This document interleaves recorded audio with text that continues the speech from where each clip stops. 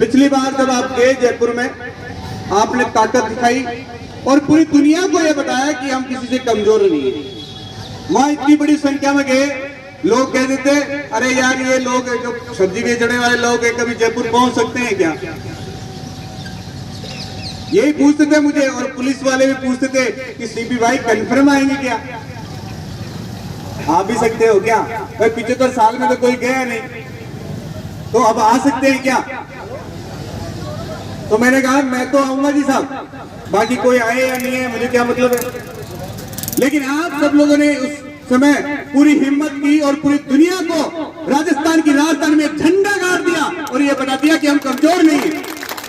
ये ताकत दिखा दिया आपने, और आपकी आने वाली पीढ़ियों को ये बता दिया कि भैया वो सुन ले, तू चपाट करने की आवश्यकता नहीं है, हमने तेरे लिए ये व्यवस्था कर दी, 3 मांगे पूरी करवा दी। कहते हैं ना अपने पीढ़ियों को, आने वाली को, जब आप गुजर हो जाओगे, गर्दन यूं हिलने लग जाएगी, चला नहीं जाएगा, उस पोते को बुला करके देना, ज्यादा चूचपाट करने की आवश्यकता नहीं है। तेरे लिए हमने लाइब्रेरियां बना दी हैं, तेरे लिए हॉस्टल्स बना दिए हैं, तेरे लिए आने खाने पीने की व्यवस्था करा दी है, तेरे लिए बात बुले बोर्ड बना दिया है। और क्या चाहिए बोल तुझे? अब तू चुपचाप पढ़ और बढ़िया से हमारा नाम रोशन कर, वरना तेरा इलाज हम कर देंगे। ये कह सकते हो आप लोग? बताओ कह सकते हो कि नहीं कह सकते? और ये किसके दम पे हुआ?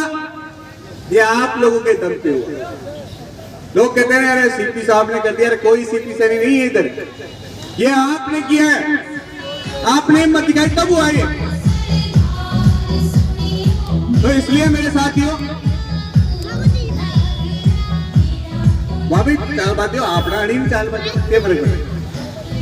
इसलिए मैं आपको ये कहना चाह रहा हूं, पूरी हिम्मत रखिए, पूरे जोश और जुनून रखिएगा, लेकिन उसके साथ साथ होश रखिएगा। अभी तो थोड़ा सा कुछ पाया है, बहुत थोड़ा सा पाया है, बाकी अभी अब छीन लेंगे। जो लोग कहते थे कि हम कुछ नहीं कर सकते, कुछ नहीं कर सकते, कहते थे ना आपको, उनको ये बता दो कि हमने तो राजस्थान की सरकार को झुका दिया और 3 मांगे बनवा दी। ऐसे नहीं झुकता है, अरे झुकाने वाला चाहिए, झुकाने वाला चाहिए, सब झुकता है। मेरे साथियों, मैं आपको बताना चाहता हूं, आपको कोई बोले कि सीपी गलत है, तो मैं आपको बताऊं, पिछले 8 साल से 10 साल से 2014 से हो गए, मुझे लगता है 8-9 साल हो गए, 8 साल से हम लगातार कहीं रुके नहीं, चल रहे हैं। हम पता है हम कैसे व्यवस्थाएं करते हैं, हम धीरे धीरे हमारी व्यवस्थाएं करते हुए आगे से आगे बढ़ रहे हैं, क्योंकि मुझे पता है कि हमारे भोले वाले लोग हैं, सब्जी बेचने वाले लोग, इनको कोई गुमराह करेगा, गुमराह हो जाएंगे, कोई बेवकूफ बनाएगा, बेवकूफ बन जाते हैं, कोई तोड़ता है तो टूट जाते हैं। भाई भाई सब आए बंद, हम बोलते हैं देसी भाषा में, भाई बंद, बाकी आओ जाओ सब जी में। तो ये सिस्टम है, उसको बंद कर लो। हमने पिछले 8 साल से आपके लिए क्या क्या नहीं किया, लगातार चल रहे। इस राजस्थान के 8 चक्कर मार दिए मैंने, घूम घूम के टोंक में भी कई बार आ चुका, कम से कम 10-20 बार आ गया हुआ। ऐसा कोई जिला नहीं है जहां मैं नहीं गया हूं, ऐसी कोई तहसील नहीं है जो मैं नहीं गया हूं। एक ये उनिया रही, पता नहीं राजस्थान के कौन से कोने में थी, जो बहुत लेट पहुंचा। इसलिए मेरे साथियों, लेकिन मैं इस उनियारा की धरती को बार बार इसलिए प्रणाम करता हूं कि इस मिट्टी ने कायर पैदा नहीं किए, बल्कि वीर पैदा किए, कि सबसे ज्यादा लोग इस धरती से गए। और वो मोनू भाई था, जो उसका चेहरा ही ऐसा खुल रहा था, और ऐसा खिलता हुआ चेहरा जब उसको कोई देखता था, तो जो टेंशन में रहते थे कि बाहर कब निकलेंगे, वो भी देख के कहते भाई 2-4 दिन और रहने दे। तो ऐसे हैं, इनके माँ बापों को मैं धन्यवाद करता हूँ। जो मेरे साथ लोग गए, उनके माता पिता अगर इधर हैं, तो मैं उनको बार बार प्रणाम करता हूँ कि ऐसे वीर पैदा किए तुमने, जिन्होंने राजस्थान की राजधानी में भी डरते नहीं, बल्कि ये पता दिया कि हम कमजोर नहीं है। मेरे साथियों, मुकदमा किसके नहीं लगता है? लोग कहते हैं अरे जेल चल जाएंगे, मुकदमा लग जाएगा। अरे घर में बैठे रहते हैं, उसके मुकदमा लग जाता है। उदाहरण के तौर पे बता दूं, आप कोई आदमी की लुगाई लड़ाई हो जाए, नाराज हो जाए तो बाबी बाबी चार मुकदमा लगा दे, केस हुई हो कौन की हो, बताओ मुकदमे हो कौन हो गए ना मुकदमा। तो घर बैठे मुकदमा लग सकता है, तो भैया पूरे मान सम्मान के साथ लगवाइए मुकदमा, ताकि बाहर जब आप आओ तो लोग आपका स्वागत करें। ऐसा मुकदमा नहीं चाहिए कि मुकदमा लगने के बाद में हम छुप छुप के घूमते रहें। मेरे साथियों, मैं आपका बहुत बहुत धन्यवाद करता हूँ, आभार करता हूँ कि आपने बहुत सुंदर कार्यक्रम आयोजित किया। मैं पूरी कमेटी का धन्यवाद करता हूँ, मैं युवा साथियों का धन्यवाद करता हूँ। लेकिन इतना जरूर याद रखना, लोग आपको बांटेंगे, तोड़ेंगे, गुमराह करेंगे, लेकिन आप पूरी मुट्ठी बंद कर लेना और 3 नारे लगाना, 3 नारे लगाना जोरदार पूरे, ताकि वो लोग जो आपको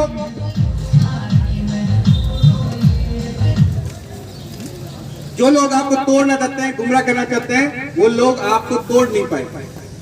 3 नारों के साथ मुझे भी समर्थन दीजिएगा, हिम्मत दीजिएगा, ताकि मुझे लगे कि मैं मेरे क्रांतिकारी लोगों के बीच में हूं।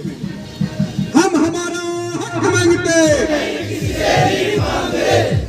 मुझे लगता है जो नारे नहीं लगा रहे उनको तो उनके हक और अधिकार मिल गए, पक्का मिल गए दिखते हैं लोग, कभी तो नहीं लगा रहे नारे। अरे भाइयों, 75 साल से तुम टैक्स भरा है, तुमने वोट दिया है इस देश के नागरिकों, तो भारत के संविधान के हिसाब से वो तो भीमराव अंबेडकर साहब का धन्यवाद करता हूं बार बार, जिन्होंने संविधान में हमारे लिए भी कुछ लिख दिया, सबके लिए लिख दिया कि यहाँ पे सब भारतीयों को समानता का अधिकार दिया जाता है, वरना तो हम भी घूमते रहते।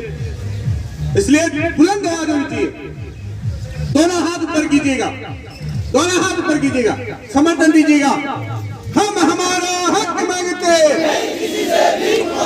हम हमारा हक मांगते, हम हमारा हक मांगते। अब देखो दोनों हाथ ऊपर उठाने में कितनी तकलीफ आई, हम कैसे कैसे लाठियां खा रहे हैं, मुकदमे खा रहे हैं, जेल जा रहे हैं, कितनी तकलीफ। अरे ये पैर टूट गया, 2.5 महीने में बैठा रहा। अरे किसके लिए कर रहे हैं आप बताइए, किसके लिए कर रहे हैं आप? ये तो सोचिए, आपकी आने वाली पीढ़ी के लिए।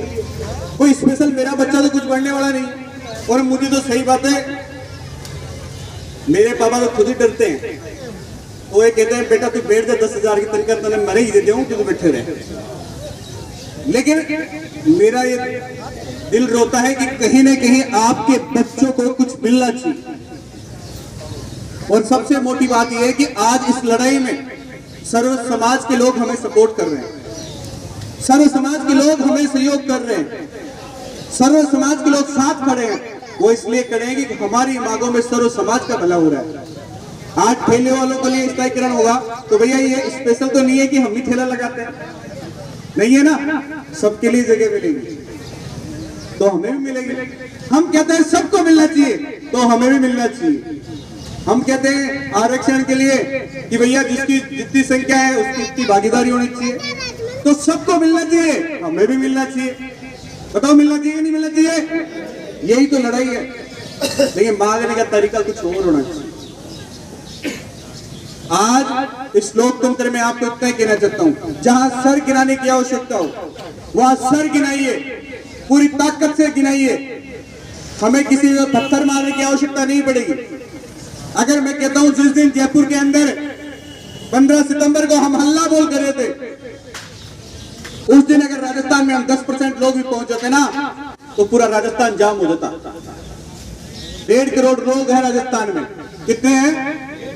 अभी बता रहे थे अध्यक्ष जी कि 3500 परिवार हैं, 3500 घर ही मांगना रहे। इस विधानसभा में कितने घर हैं? तो एक घर में 5 आदमी रहे, तो कितने वोटर हो गए भाई? कितने हो गए? हो गए गिनती? अरे 3 पंजे 15, 1.5 लाख तो सीधा ही होगा। तो ये मैं कहना चाहता हूं, आपकी गिनती गिनो एक बार, अपने आप कमजोर मत सोचिएगा, लेकिन जब जरूरत पड़े आवाज हो, बुलंद आवाज हो, तब पूरी बुलंद आवाज के साथ वहां कूच कर लो।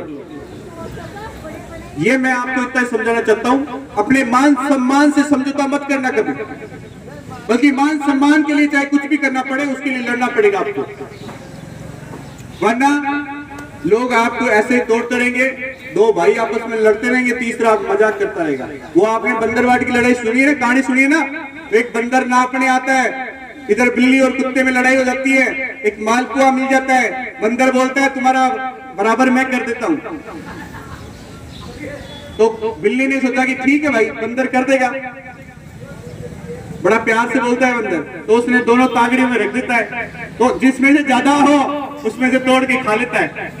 भाई इसमें ज्यादा है तो इसमें तोड़ के खा लिया, फिर वो इधर कम हो जाए बिल्ली की तरफ, तो बिल्ली को कहे कि भाई इसमें ज्यादा है बंदर तो इसको खा ले, फिर वो बिल्ली सोचेगी अब बंदर की तरफ ज्यादा है, कुत्ते की तरफ ज्यादा हो गया तो कुत्ते का खा ले, ऐसे दोनों का मामला चिट, बोला कि ठीक है दोनों का बराबर हिस्सा हो गया, साहब तागड़ी पूरी बराबर है, अब तुम जाओ।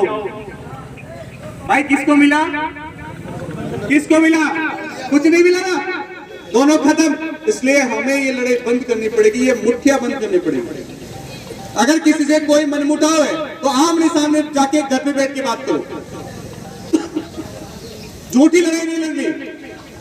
झूठी लड़ाई लड़ते हैं, कभी 4 अंगल की घर पे लड़ाई लड़ते हैं, कभी सीव पे लड़ते हैं, कभी एक दूसरे के भाई की टांग खींच के घेरने की लड़ाई लड़ते हैं, किसी को एक दूसरे को कमजोर करने की लड़ाई लड़ते हैं, कोई अपने को आपस में भिड़ाता है उसकी लड़ाई लड़ते हैं। तो ये बंद करो और एक बड़ी लड़ाई के लिए निकल पड़ो, और वो बड़ी लड़ाई हो हमारे मान सम्मान के, हमारे अधिकारों की, हमारे आने वाली पीढ़ी की लड़ाई हो, वो बड़ी लड़ाई, ताकि आने वाली पीढ़ियां बार बार कहे कि वाकई मेरे पूर्वजों ने यहाँ पे नया इतिहास बना करके जिस पे हम गर्व करते हैं, आज मेरे बाप के दम पे मैं ऐश कर रहा हूँ। हर घर के सामने फॉर्च्यूनर खड़ी हो, लेकिन वो कब खड़ी होगी, जब आप लोग ताकत के साथ अपने हक और अधिकार छीनोगे। मैं आपका इतिहास बताने की बात कर रहा हूँ। अरे कहाँ कमजोर हो आप, कहाँ कमजोर हो, कहीं कमजोर नहीं हो। अरे आपने दिल्ली की राजधानी में भी झंडा गाड़ दिया था, आप उस सम्राट के शोक की औलाद हो जिसे अटक से लेकर तक राज किया। अपना इतिहास पहचानो।